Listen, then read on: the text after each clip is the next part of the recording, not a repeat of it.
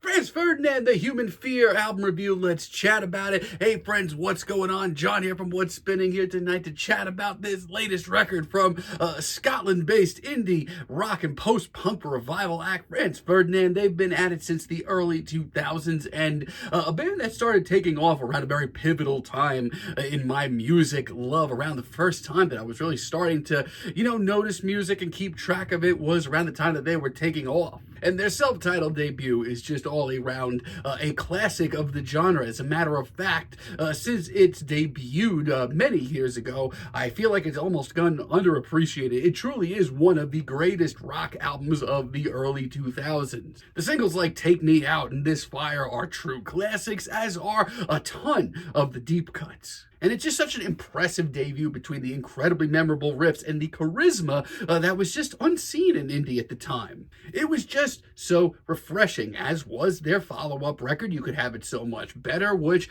I'm going to be real, in my teens, I thought it was kind of a miss. But honestly, I've warmed up to it quite a bit in my later years. It may not have the flash or the urgency of their debut, but man, is it ever good. And The Fallen is easily one of the best tracks they've ever put out. But sadly, ever since, I've kind of been up in the air when it comes to Franz Ferdinand's music. Their Tonight record, it's okay. I mean, Ulysses and Know You Girls are some of the best tracks they've ever put out. There's some really great deep cuts too, but this was the first time that I listened to a Franz Ferdinand record and realized just how stiff it could be. It's not nearly as fun or charismatic or loose. And by the time 2013's Right Thoughts, Right Words, Right Action came around, I just felt like it was just such a bleak state of affairs. The material that we got from Franz Ferdinand on this record was more pop-centric than ever, which, I mean, it's not the worst thing in the world, but between that and the super glitzy production, they didn't even sound like the same band anymore. And the last time we heard from the band with Always Ascending, I mean, I'm gonna be honest with you, it was just another very okay record. And there's some semblance of fun to be had here. The very colorful production is nice,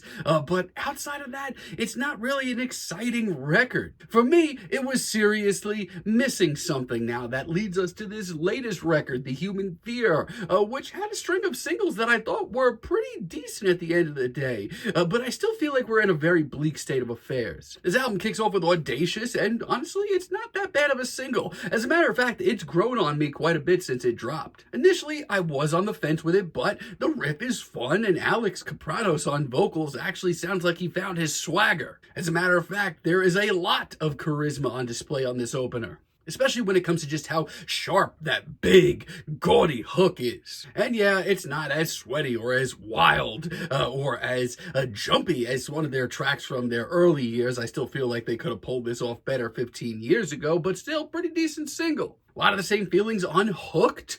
Initially, I thought the track was just okay, but it's grown on me quite a bit. It's actually a lot of fun. The big beefy synths that are on display here, they're going to kind of hit you one way or another. You're either going to be very into them or very not. It almost reminds you of what they were doing on Always Ascending, just a little bit more tuneful. The track is sleazy, it's sweaty. Alex once again on vocals steals the show with a very charismatic performance. Even a little danger thrown in there, but it's very clear to me that Franz Ferdinand can still quote-unquote turn it on. Build It Up is another very decent cut, really great deep cut on this record. I love the way that this track creeps on very daintily, but man, do they ever groove on this riff, and this hook is straight up infectious. It really sticks with you. For a modern sound from Franz Ferdinand, this, for me, works. I also do really enjoy how chaotic it gets in the second half. And Night or Day, I mean, my thoughts haven't exactly changed on this track. All around, I think it's probably one of the best singles that Franz Ferdinand has put out in years. My God, this piano riff is just so catchy. It gets my toe tapping every time. This, to me, is how a band matures and pushes forward. Also, Alex on vocals, once again, is at his most charismatic here.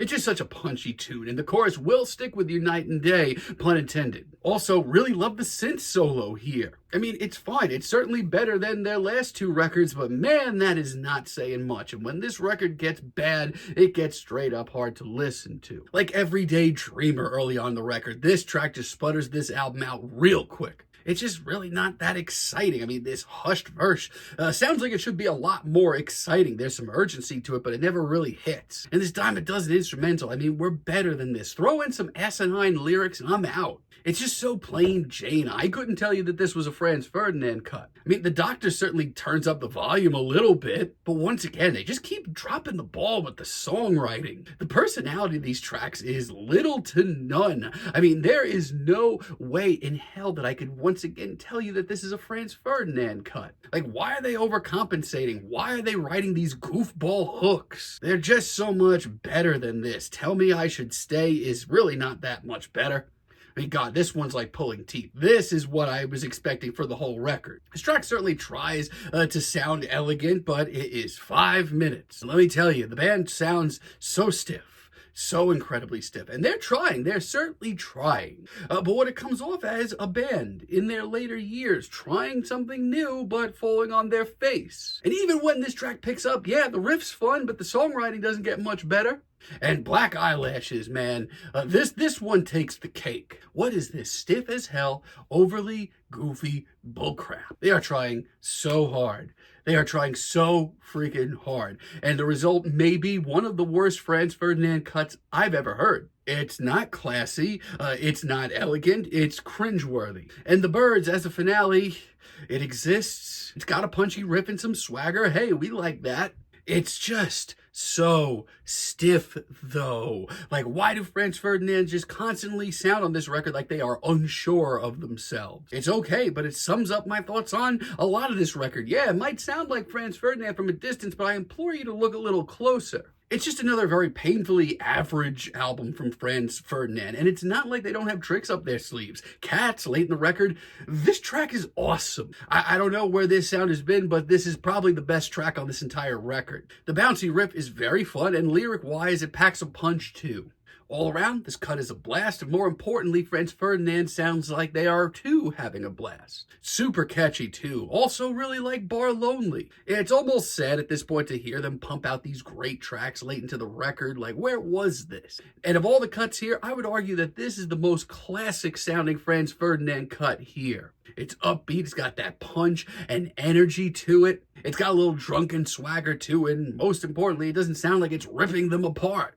It's a pretty smooth track, y'all. So it's not like Franz Ferdinand doesn't have what it takes to put out some great tracks still. But most of this record, sadly, just has them sounding really unsure of themselves and what direction to go, when the direction is buried here in the deep cuts. Yeah, the singles are great, and there's some okay cuts late in the record, but man, a lot of this is just really disappointing.